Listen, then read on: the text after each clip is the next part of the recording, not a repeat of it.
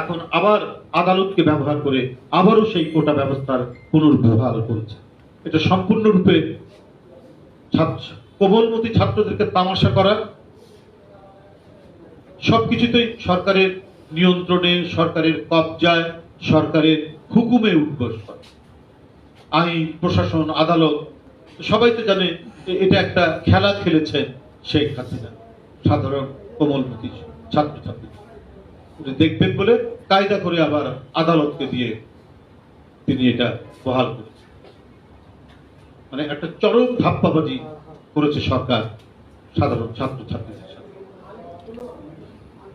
এটা স্পষ্টই শিক্ষার্থীর সংক্ষেপ ধারণা। এই সরকার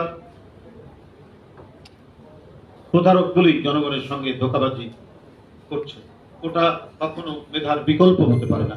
বিএনপির ভারপ্রাপ্ত চেয়ারম্যান বলেছেন, চাকুরির কোটার ব্যাপারে ছাত্র তরুণদের দাবি অবশ্যই ন্যায্য এবং যৌক্তিক।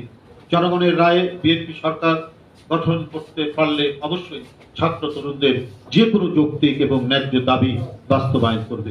একই সঙ্গে প্রতিবন্ধীদের বিষয়টিও রাষ্ট্র অবশ্যই গুরুত্ব সহকারে বিবেচনা করবে। যদি আমরা ঐক্যবদ্ধ থাকি, সিদ্ধান্তে অবিচল থাকি, অচিরে একটি নিরপেক্ষ সরকারের অধীনে অবাধ, সুষ্ঠু, নিরপেক্ষ নির্বাচনের মাধ্যমে জনগণের কাছে জবাবদিহিতামূলক সরকার গঠিত হবে ইনশাআল্লাহ।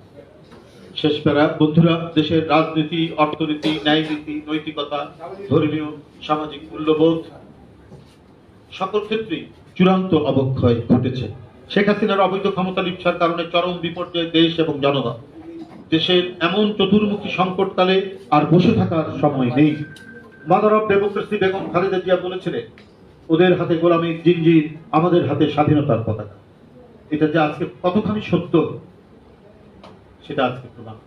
আজকে যেমন একদিকে সীমান্তে বিএসএফ কর্তৃক রক্তাক্ত করা বাংলাদেশ দেশিদের হত্যার ব্যাপারে বিএনপি যেমন প্রতিবাদ মুখর, তেমনি আজকে মিয়ানমারের আগ্রাসী ভূমিকার ব্যাপারেও বাংলাদেশ জাতীয়তাবাদী দল বিএনপি একই রকম